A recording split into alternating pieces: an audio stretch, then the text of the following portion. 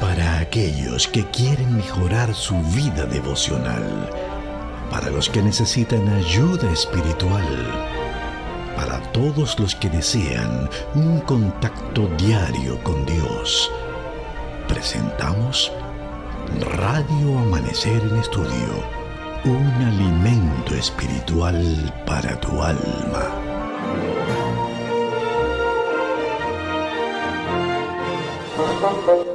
Saludos amigos oyentes, bendiciones de lo alto de parte de Radio Amanecer en Estudios, donde hoy continuamos por la gracia de Dios, escudriñando la santa palabra de Dios que vive y permanece para siempre. Hoy con el tema El Señor nos hizo. El Señor nos hizo. ¿En qué contexto estudiaremos esa lección, Pastor Roberto Matos? En el contexto de la lección número 3, titulada El Señor reina. Amén. Que trae como verso para que lo memoricemos, lo aprendamos, el Salmo 93:1. El Señor reina, se vistió de majestad. El Señor se vistió, se ciñó de fortaleza. Afirmó el mundo y no se moverá. Amén, amén. Gloria al Señor. Gracias, Pastor Matos. Pedimos también que nos dirija en oración al inicio de este estudio para tener la certeza de que será el Espíritu Santo quien nos guíe en todo conocimiento. Nuestro buen Dios, gracias te damos por darnos nuevamente la oportunidad de presentarnos ante ti en oración. Ponemos en tus manos el estudio de esta lección para que tu bendición se haga presente en nuestras vidas y en los amigos y hermanos que nos escuchan. Que seamos bendecidos y enriquecidos con el estudio de tu palabra, en el nombre de Jesús. Amén. Amén. Amén. El Señor nos hizo. Pueblo suyo somos, como dice en algún momento el salmista. Él nos hizo y no nosotros a nosotros mismos.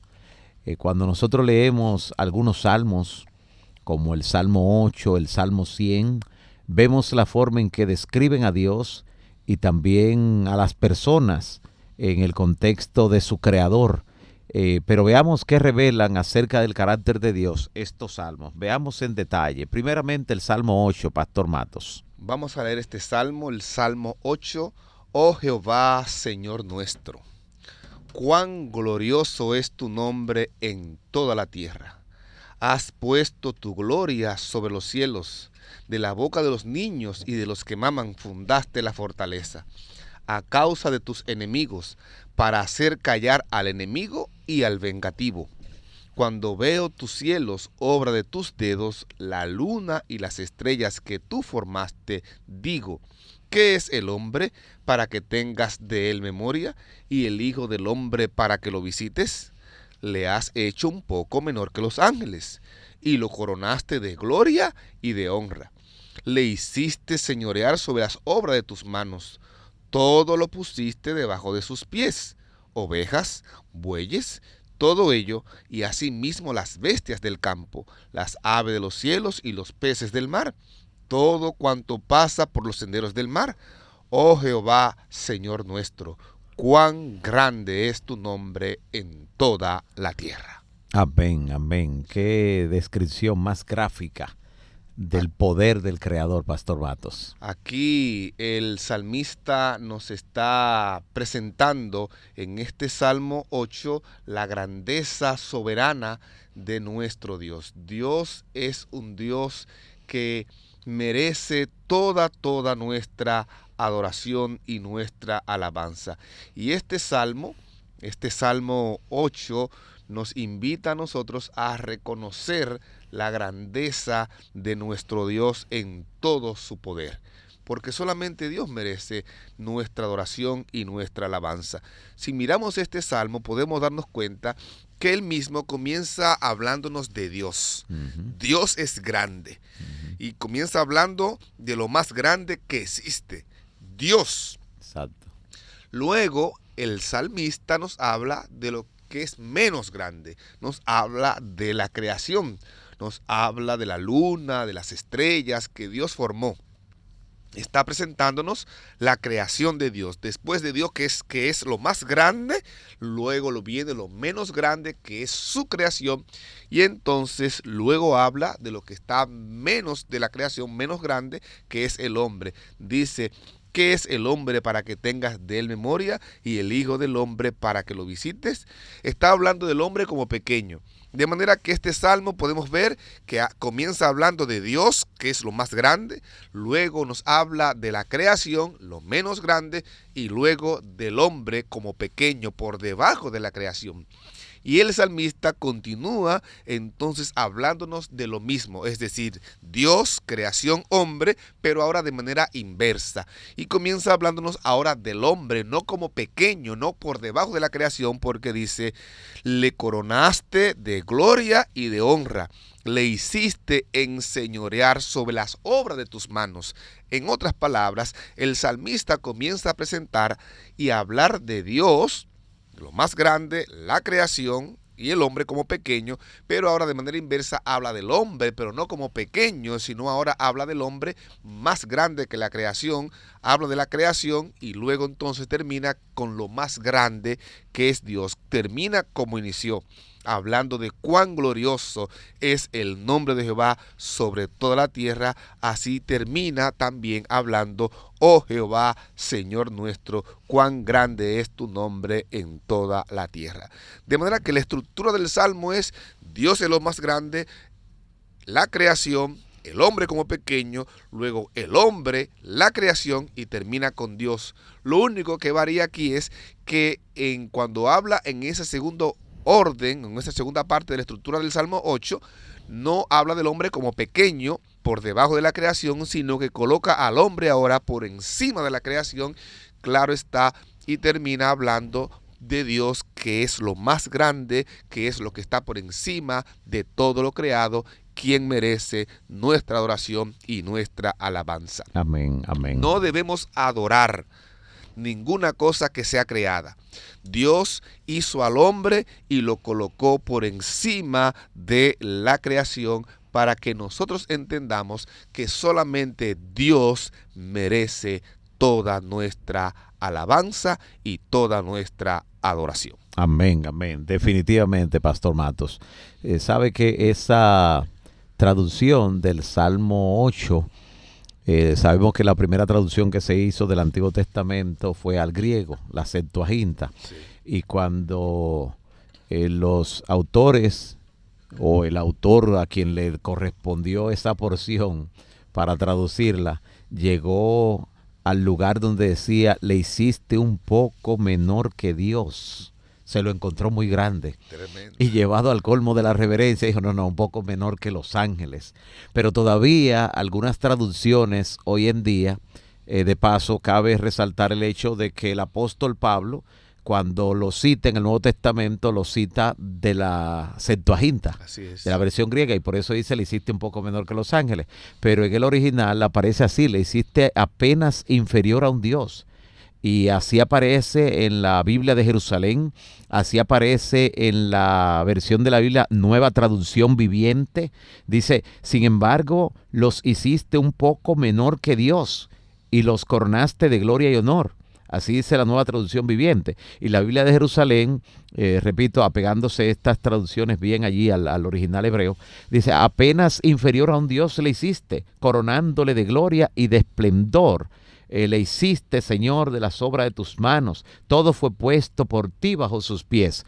Definitivamente lo que Dios hace en la creación al poner al ser humano a señorear, a gobernar sobre todo lo que Dios había creado, definitivamente fue colocándolo un poco menor que Dios, como dicen estas traducciones. ¿Qué privilegio le dio Dios al ser humano? Privilegio que no supo apreciar y valorar en su justa dimensión al principio. Por eso vino la caída, pero el Señor, el Dios de la segunda oportunidad, pues le dará al ser humano ese privilegio nuevamente de poder pues administrar la obra de sus manos como el Señor así lo hará, que hará un cielo nuevo y una tierra nueva. También el Salmo 100, que es un salmo de alabanza, una exhortación a la gratitud, dice así, cantad alegres a Dios, habitantes de toda la tierra, servid a Jehová con alegría, venid ante su presencia con regocijo, reconoced que Jehová es Dios, Él nos hizo y no nosotros a nosotros mismos. Pueblo suyo somos y ovejas de su prado. Entrad por sus puertas con acción de gracias, por sus atrios con alabanza. Alabadle, bendecid su nombre, porque Jehová es bueno, y para siempre su misericordia, y su verdad por todas las generaciones. Cuán admirable es este salmo, cuán admirable es la expresión que utiliza el salmista para describir la grandeza de nuestro Dios como creador. Y es que la creación desempeña un papel crucial en los salmos. Al defender la soberanía de Dios, está justamente creando el cimiento, el fundamento del Dios creador. Los cielos, dicen los salmos, que son obra de sus manos, proclaman su gloria y su poder. El nombre de Dios es majestuoso, dice el Salmo 8.1, en toda la tierra. El Señor lo ha creado todo, y el mismo Señor no tiene principio ni fin. El Señor es eterno. Los salmos siguen diciendo, Él es superior a todos los dioses de las naciones, que solo son obra de manos de hombres. Y nada más. Los ídolos manos tienen, pero no palpan. Mientras que en las manos del Todopoderoso están las profundidades de la tierra, y sus manos formaron la tierra firme, dice el Salmo 95 en los versículos 4 y 5. Varios salmos, amigos oyentes, describen el poder de Dios sobre las fuerzas de la naturaleza, que otras naciones consideraban como fuerzas divinas. Todavía en algunos pueblos, en algunas naciones contemporáneas a nosotros, sobre todo de lo que conocemos como la ventana 1040, esos lugares que tienen una gran necesidad de la predicación del evangelio, donde escasea la palabra de Dios por diferentes razones, entre ellas por intolerancia religiosa, por regímenes que son dictatoriales y que no permiten la entrada del evangelio a muchos de esos lugares, pero donde Dios está haciendo una obra maravillosa. Pero en muchas de esas naciones donde sirven al animismo, creen que las fuerzas de la naturaleza son deidades y que son también hasta la encarnación de seres queridos que han muerto y que son los que controlan y que son finalmente los dioses a los que ellos sirven. Así que estos salmos reafirman la aseveración de que el Señor es quien reina sobre toda la creación y que el Señor es supremo en poder y dignidad. Salmo 100, el verso 3, ataca una forma sutil de idolatría, ataca la autosuficiencia, subrayando que Jehová nos hizo y no nosotros a nosotros mismos. Allí está el salmista asestando un golpe contra lo que es la idolatría. Y es interesante, así como usted acaba de mencionar, Pastor Rondón, que la idolatría lamentablemente rebaja, destruye la identidad que Dios colocó en el ser humano. La idolatría, número uno, es una actitud del corazón. Es algo que nace en el corazón humano. Número dos, la idolatría rebaja a Dios y al hombre. Dice en Patriarca y Profeta, en la página 313, que el tratar de representar al Eterno mediante objetos materiales degrada el concepto que el hombre tiene de Dios. La mente apartada de la infinita perfección de Jehová es atraída hacia la criatura más bien que hacia el Creador, y el hombre se degrada a sí mismo en la medida en que rebaja su concepto de Dios. Número uno, la idolatría es una actitud del corazón, he dicho. Número dos, la idolatría rebaja a Dios y al hombre. Número tres, la idolatría es la razón de todo pecado. Si usted lee lo que la palabra de Dios nos dice en Romanos capítulo 1, versículo 21, que lamentablemente prestaron atención y adoraron a las criaturas antes que al Creador, es algo que nace y que está en el corazón. Debemos adorar a nuestro Dios, al Creador. Ya dijimos que el Salmo 8 está estructurado, Dios, que es lo más grande, la creación, y luego el hombre como más pequeño en su primera parte. Luego el Salmo continúa hablando del hombre no como pequeño, sino por encima de la creación, y luego entonces habla de Dios como lo más grande. Lo número 4 que hace la idolatría en el ser humano es que la idolatría llega a hacerte igual a tu ídolo. Si te hace también un objeto porque esos ídolos que adoramos son objetos creados y hechos de mano. Cuando adoramos a esos objetos, nos hacemos también igual a ellos, porque Dios ha colocado en nosotros, dice el Salmo 8, su gloria y su honra. Rebajamos a Dios, nos rebajamos a nosotros y nos hacemos semejantes a eso que estamos adorando. Número 5, la idolatría nos hace insensibles. Hace al idólatra insensible. Por eso usted ve que son ciegos y sordos. Tienen ojos pero no ven. Tienen oídos pero no oyen. Y tienen boca pero no hablan. Así se hace también todo aquel que sigue y se hace idólatra. Y número 6 y último, la idolatría se remedia de una sola manera, adorando al verdadero creador, que es nuestro Dios. Por lo tanto, adorémosle a Él. Si el hombre quiere elevarse, debe hacerlo elevando su mirada a Dios, adorándole a Él, y así entonces podrá tener una vida digna al propósito al cual Dios nos hizo y nos creó a cada uno de nosotros.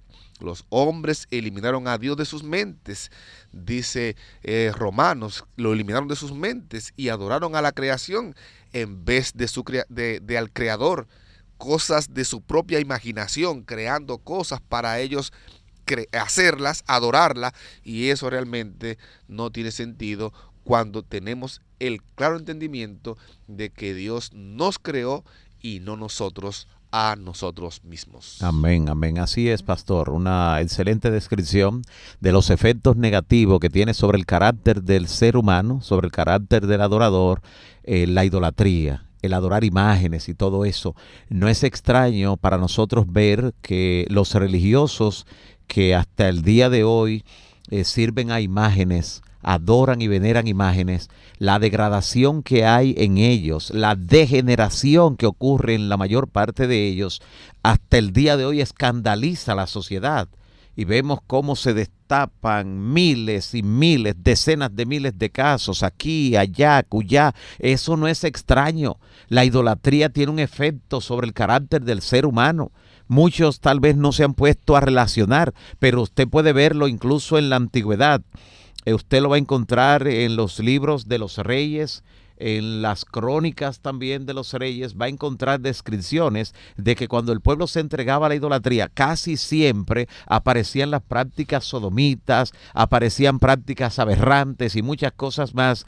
Y hoy en día hemos visto cómo, debido a la velocidad de la información y a vivir en la era de la informática, hemos visto cómo se han destapado los decenas o ya son cientos de miles de casos, los que por lo menos han salido a la luz, y todos ellos proceden justamente de un entorno donde se practica la idolatría, de un entorno donde el ser humano, su carácter es degenerado, su carácter se corrompe por la adoración y veneración de imágenes.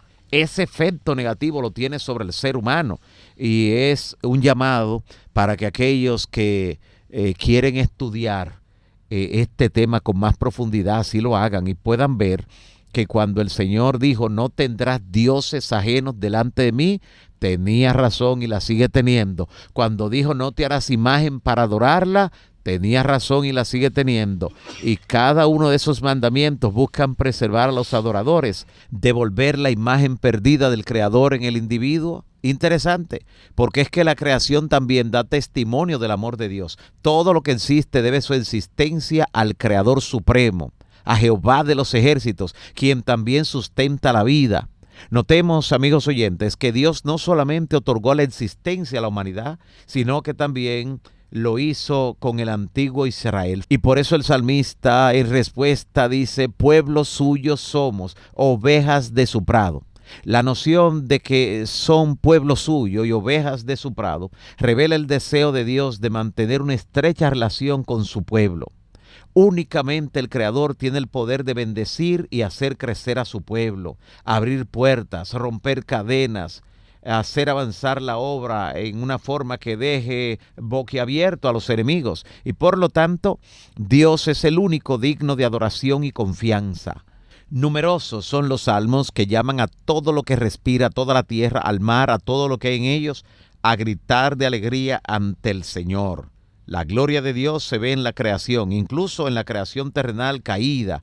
Todavía hay vestigios del amor de Dios en ella. Y Salmos nos señala que únicamente Dios es digno de toda adoración.